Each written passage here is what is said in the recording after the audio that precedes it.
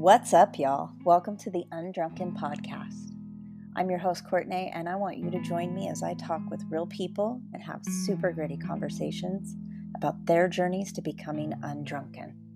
So let's go. Dump the drink because it's time to get this party started. What's up, y'all? This is Nene, and welcome to another episode of the Undrunken Podcast. I'm pretty stoked for this episode.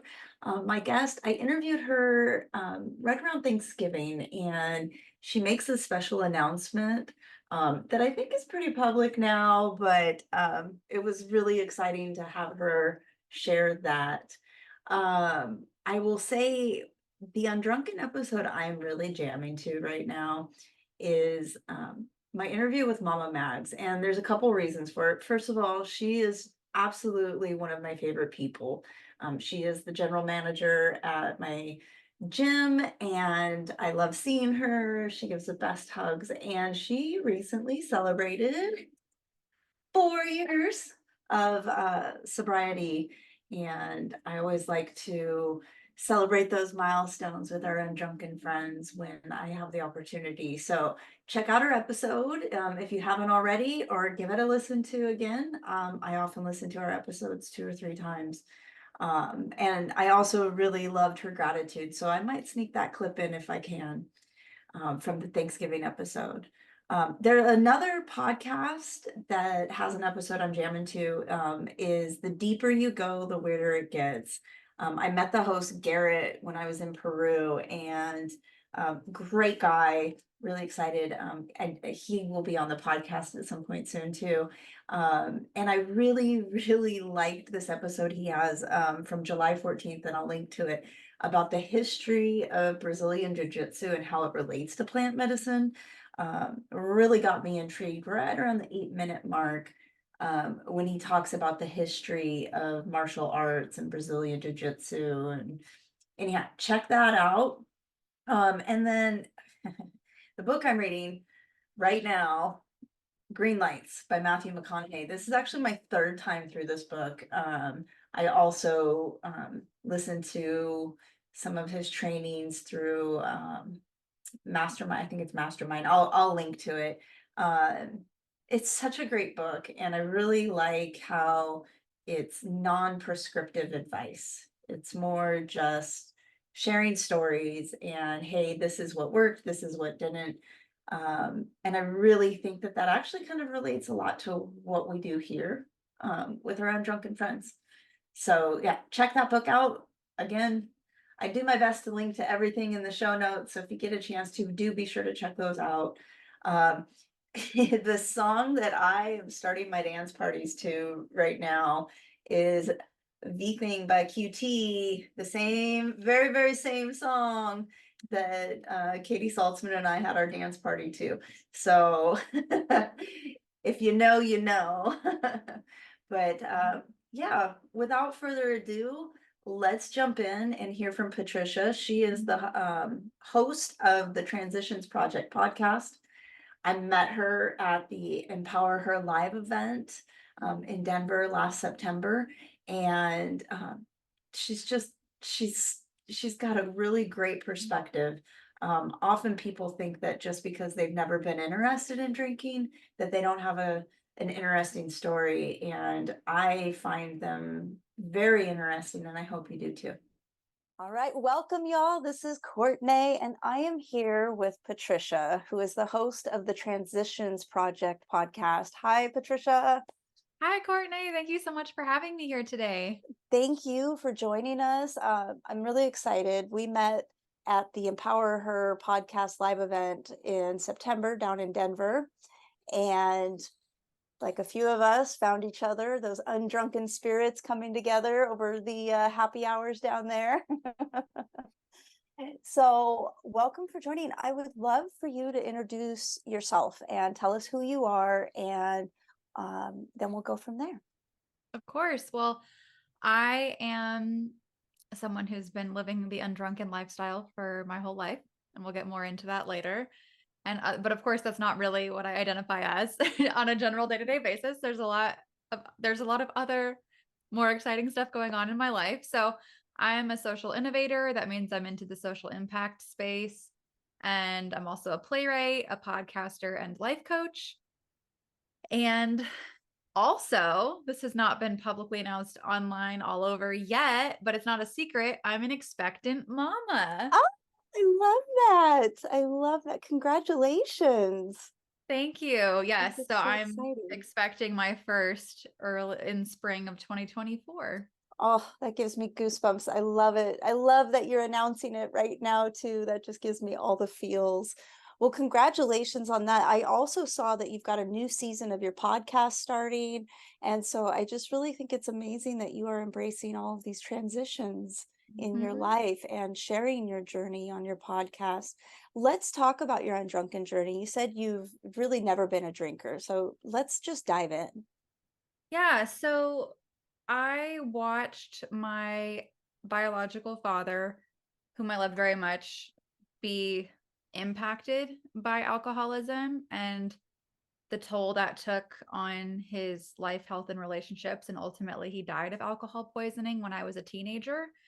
And so, witnessing that and also being affected by it, I never had the desire to start drinking. Have you ever drank anything? Technically, I have, yes. So I know some people will never touch a sip of alcohol ever. So I don't drink. And then, with that being said, on my 21st birthday, I didn't want to not partake in the tradition. So I was also treating chronic illness at the time, though. So I had a really strict diet. Mhm. So I made my own pina colada at home. I got my organic coconut milk and my organic fresh pressed pineapple juice and ran down to the liquor store with my roommate, grabbed a bottle of rum, and I went home and made my own. Had a couple drinks, and that was really it. I didn't go bar hopping or anything crazy. And then what else? And I wanted to just know what different types of alcohol tasted and smelled like. So pretty much if I had never had it before and someone else was having a drink, I might smell their wine or smell their beer and have a sip just to know what that type of alcohol is. And at this point, not now that I'm pregnant, but there have been a couple events where my husband and I went and there was champagne or something like for an anniversary or a special event, and I'd have a couple sips of the champagne. But I mean, me having one or two sips of alcohol is maybe something that happens like once, max twice a year. Mhm, mhm. And so you mentioned that part of the reason you were not interested in it is that you saw how strongly it affected your father's life, and Mm. um, that ultimately that's how he passed away. Would you be willing to share any more about that? Just kind of what lessons you saw in that and why it was such a deterrent? Yeah. I'm trying to think where to even start because I also want to be respectful, and it just it it really ripped a lot apart, and we had a very strained relationship my entire life. So he and my mom divorced when I was 3, and that was related to his alcoholism. And then interestingly, I actually never saw him drink. So I pieced it together during a 6th grade health class of all places when we learned about addiction, Yeah. and just looking at the behavioral patterns and moods and traits that someone with an addiction will often exhibit, I pieced together, well, that sounds a lot like him, even though I've never seen him use anything. And so Do you think that was by design? Do you think he was drinking but hiding it, or he just didn't drink around you? he was a closet drinker. So he didn't fit the profile of the most stereotypical alcoholic that many people imagine. Mhm. He was an Ivy League educated, high achieving engineer who was very active. He cycled a lot, did triathlons, very athletic, and nobody would have had any idea. And Mhm. he would just drink vodka alone at night. Yeah. Yeah. So it wasn't until after he passed that I was going through his stuff that I found the vodka bottles stashed around the house in miscellaneous odd places. That must have been really hard. Yeah. Yeah. It was hard. I mean, a lot of things were hard before that, but Yeah. if anything, it was hard and sad and also sort of validating. Like, yes, he has been stashing alcohol around the house. So, Right. You knew something was going on. Yeah. yeah. So, in choosing to live your life mostly undrunken, what are some of the challenges that you've experienced? Surprisingly, not that many, just because of who I've chosen to associate with. I have been blessed in that I've mostly chosen a friend group that doesn't pressure me, which is such a gift.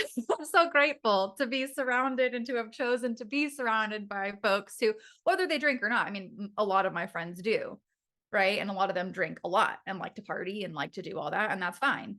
Um, I appreciate though when folks are able to be respectful of other individuals' choices and just honor them. So for the most part, not too bad. Once or twice, someone's given me a hard time. And I was like, well, I'm just not going to hang out with you or be your friend.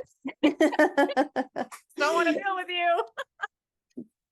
That's great. I love that. So what would some of like the unexpected joys in being undrunken? I mean, I guess I haven't experienced the flip side in terms of my own personal consumption, but I appreciate, of course, I'm not perfect, but I'd like to think there's been some presence and intentionality around being able to sit with feelings and handle them rather than relying on a substance, Mm-hmm. and just experiencing a certain fullness of life without dulling or numbing it down. Yeah. With that being said, I'll disclose that in high school, I was totally using food the way an addict might use. So, I mean, I was never diagnosed with any kind of binge eating disorder, but there are other ways to do it even without using substances. So, Yeah.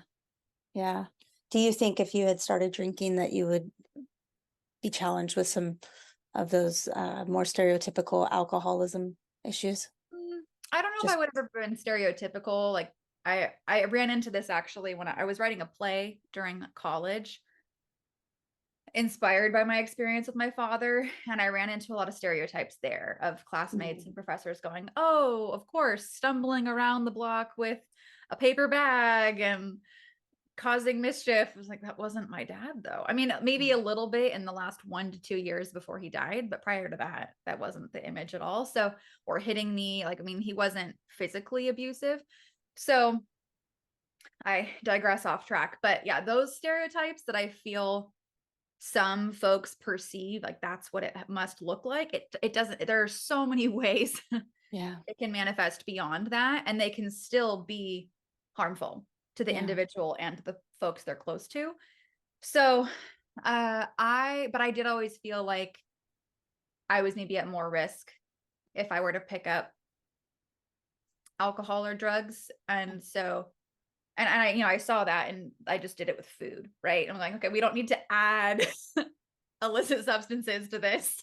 Like we'll just manage the food thing, but we're not going to add other variables to this Yeah. all mixed in. Like life is just less complicated if you don't get into that. So Were there things that helped you learn about alcoholism and alcohol in general? Especially, you said, you had the sixth grade health class and some light bulbs went off. Was there anything else, or has there been anything that's helped you stay away from alcohol as you grow into an adult? yeah, that's a great question. I really did have a lot of light bulbs go off in that sixth grade health class. And there wasn't a whole lot of formal education or intervention beyond that. I did go to a couple, I think Al Anon is the one for relatives. I went to a couple of those, and I think it can be a great group. It just didn't really call to me at that time, but I think it's awesome if it's the right fit for someone. And I appreciate that groups like that exist. I ended up doing individual therapy and counseling in my early 20s. I was experiencing a lot of complicated grief and trauma symptoms. And that was a couple years after my father had passed away. And it was also happening while I was dealing with undiagnosed chronic Lyme disease. So Mhm. there's just a lot going on. And so being an adult child of an alcoholic was definitely a topic Yeah. of the therapy. And that was very helpful. Yeah. And then also writing a play. I mean, I've actually never published or had this one performed, but writing that play dedicated to my father. It's a Mm. fictionalized memoir. So it's not, I mean, it's not exactly us. It's not our names. It's not 100% true to events, but that was also a way of processing. That sounds very therapeutic. Yeah. Yeah. So when you do go out, I'm assuming you have friends and you go out, what do you drink? Usually just water. Yeah. I'm pretty straightforward, usually water. Yeah. Yeah. But also, I mean, I'm actually in remission now, but having been chronically ill from roughly ages 14 to 26, that affected my life a lot as well. So the desire and the leniency and the flexibility to eat a lot of different foods and drink a lot of drinks. I mean, I had to watch my sugar intake. I was sticking to mostly anti-inflammatory consumables. So if anything, really now is when I'm starting to get crazy, where I'm, having juices sometimes and more smoothies. And I had a peanut butter date and banana homemade shake yesterday. And that for me, Ooh. that's living dangerously. Like I would like 2 years ago, you would not have found, even 6 months ago, you wouldn't have found me doing that. So Well, it sounds really yummy. it was. Yeah. Where do you live again? I'm Ventura, gonna come visit. California. I gotta get me one of those. That sounds so yummy. Um, so what is one lesson that alcohol has taught you that you think everyone should know? Hmm.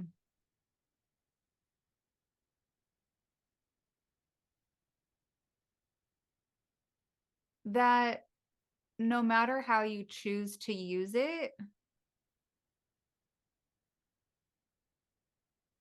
gosh, how do I word it? I don't want it to, I want it like, it's like no matter how you choose to use it, you're free to use it in that way.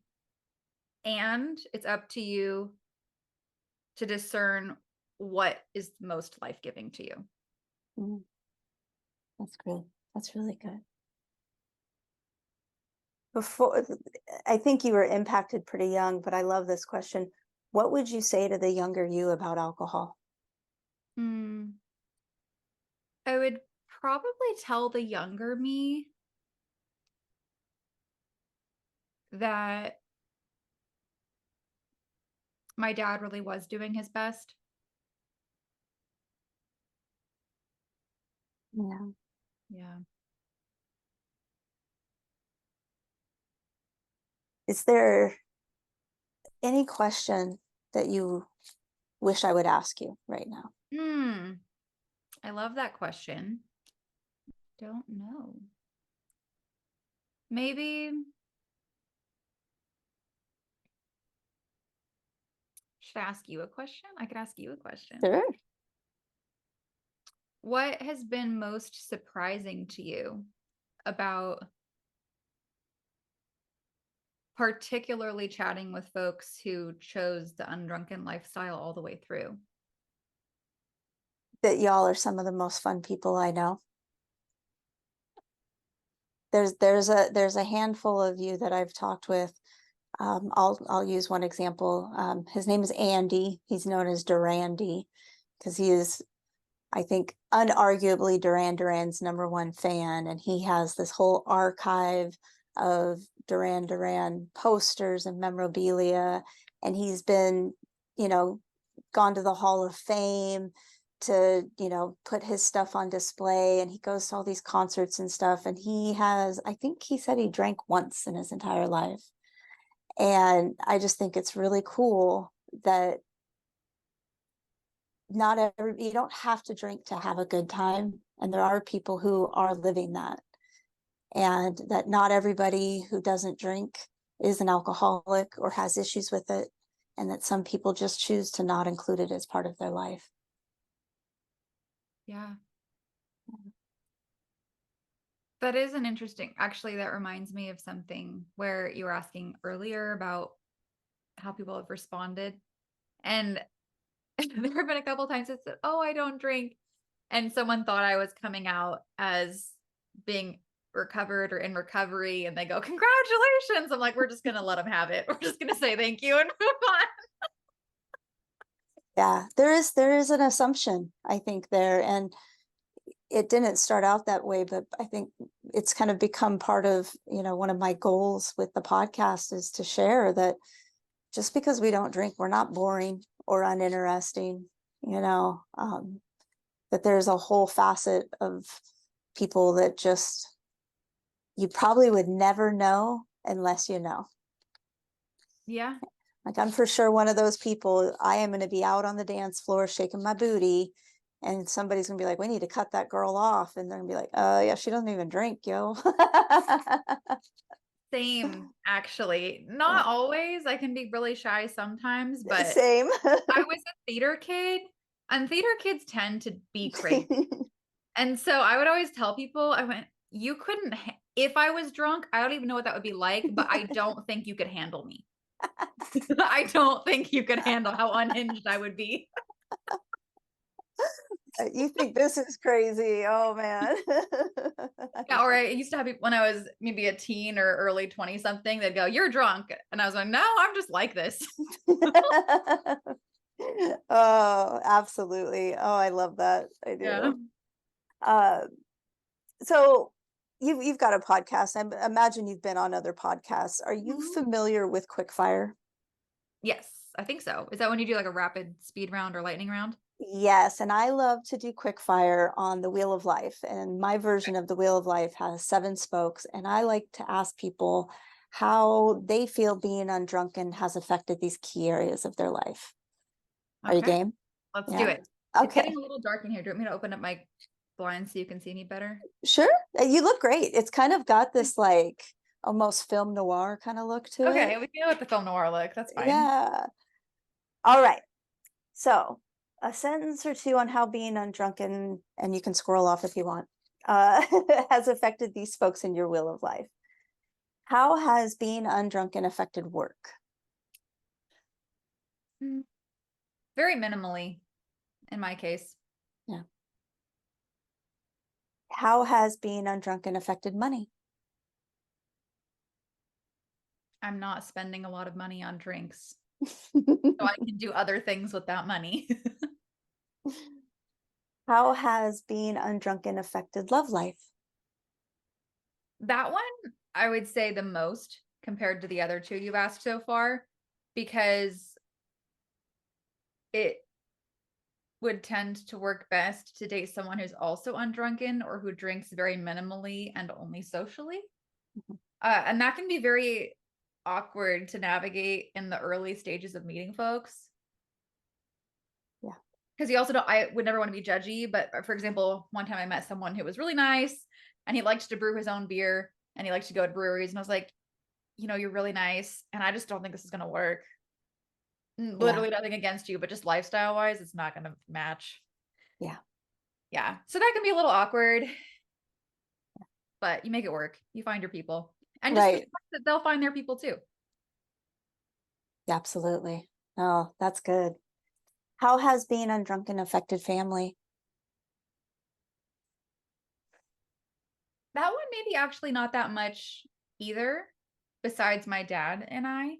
But most of my mom's side, none of them really drink anyway. And my dad's side, a lot of them don't actually really drink either. So it's not a big part of family events. Yeah. How has being undrunken affected spirituality? A lot. Maybe not exactly being undrunken, but I think spirituality influenced my decision to be undrunken.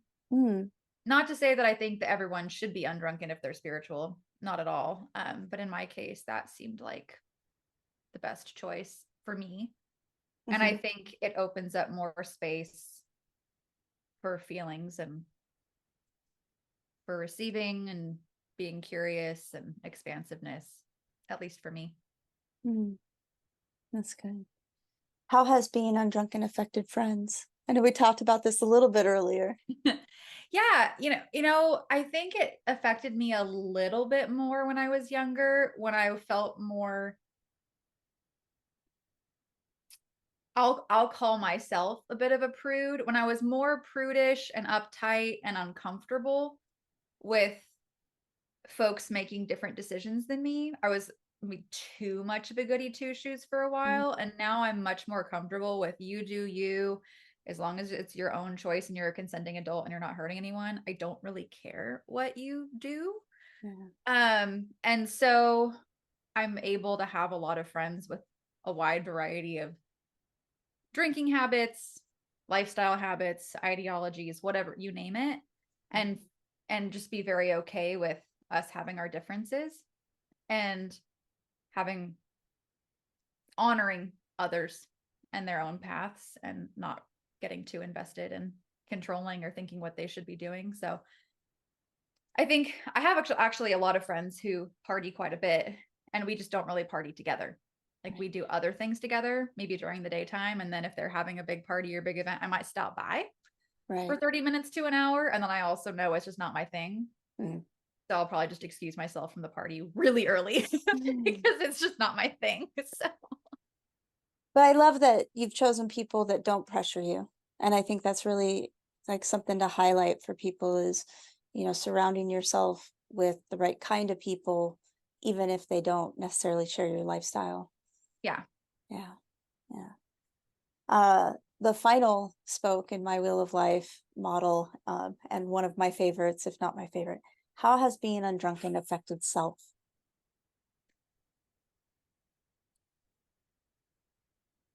That one has really evolved and changed over time. So in my teens, especially when I felt really angry and hurt and upset, I was perhaps more rigid and almost self-righteous about it. And at this phase of my life, it's not something I give a lot of thought to. It's just a routine part of my lifestyle. And as I mentioned before, I'm just much more comfortable with friends, colleagues, making different decisions and not giving it a lot of energy or attention in my life. Yeah. Is there anything else that you would want to share about your undrunken story with others?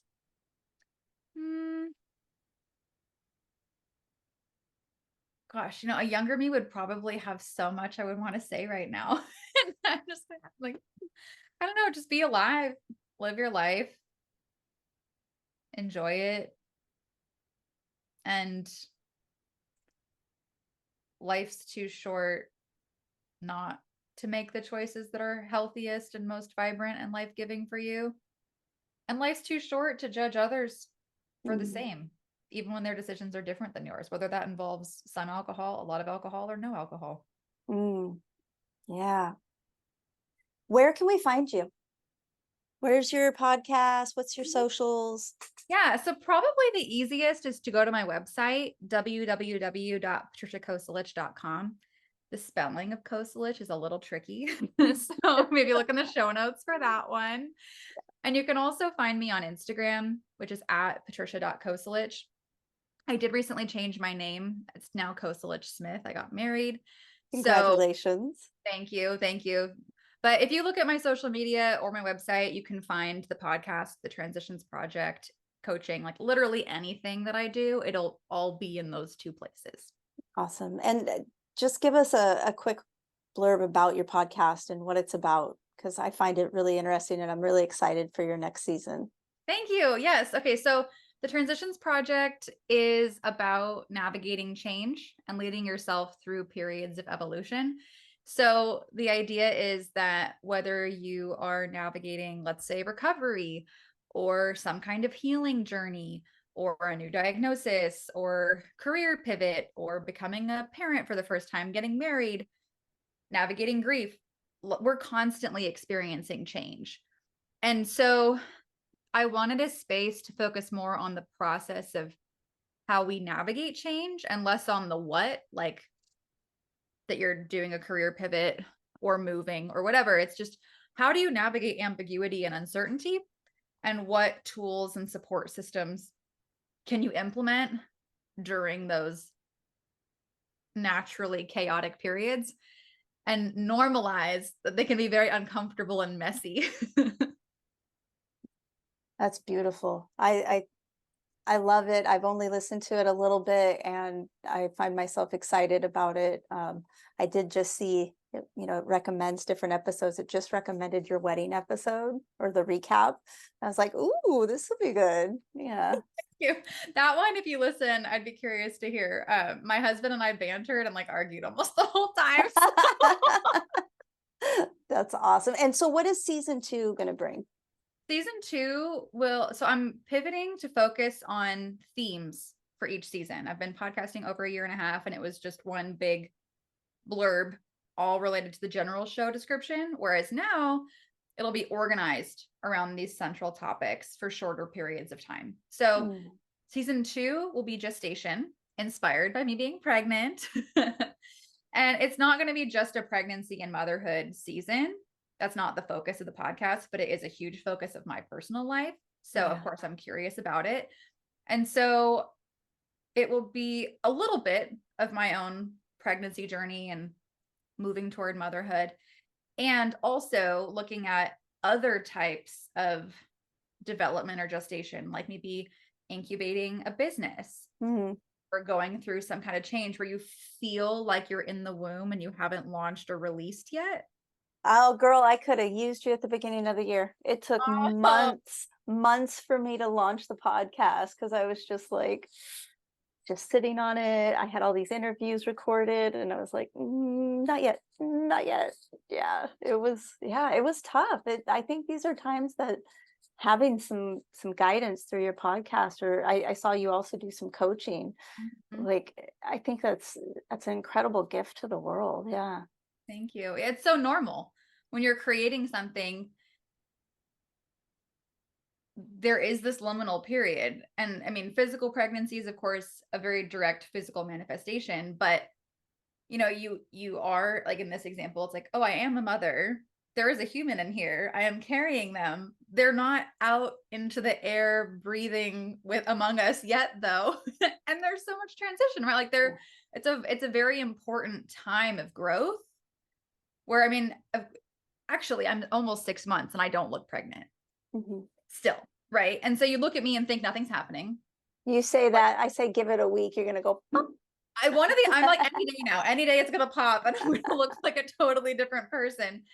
But it's like that with anything. If you're launching a podcast, if you're writing a book, even if you're just changing on the inside, like going through some kind of inner transformation, there's a long period of internal shifts and growth and development where you don't really have anything to show to the world externally, but you have this very rich inner life that can be very overwhelming and confusing and tiring and consuming of your energy.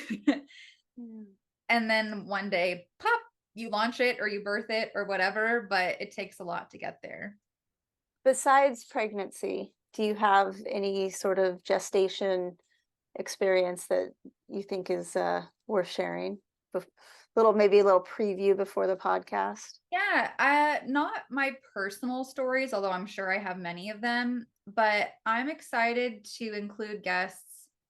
I'm hoping to find someone to even discuss gestation through the lens of social movements, like the birth of an idea or a movement.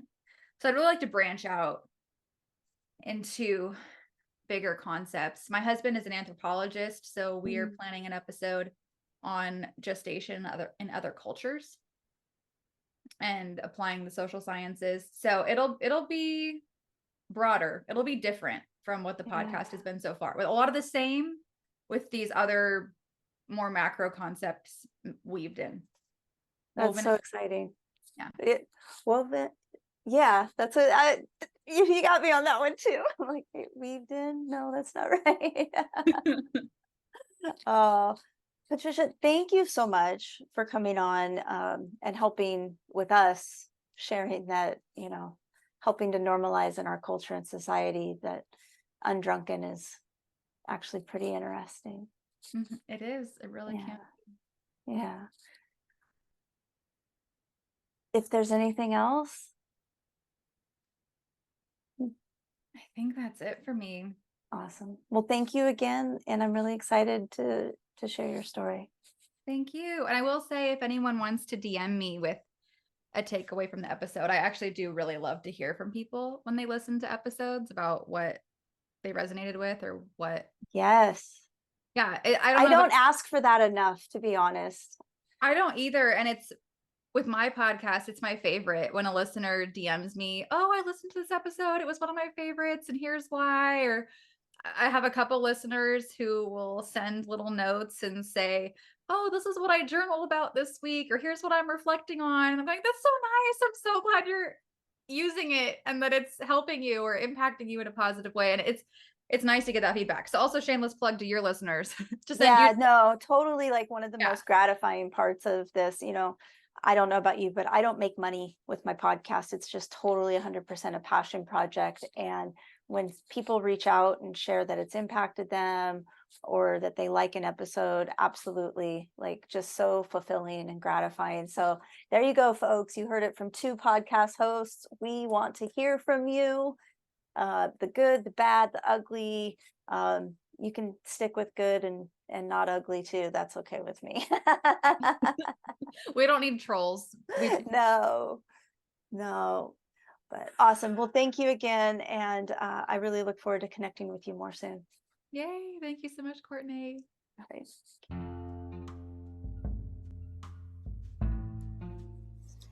Thank you so much for joining me. I look forward to sharing more with you as we continue to explore being undrunken together with friends. I hope the Undrunken Podcast is helpful and inspiring to all of you out there. So if you liked this episode, please send it to a friend and help share these stories with more people.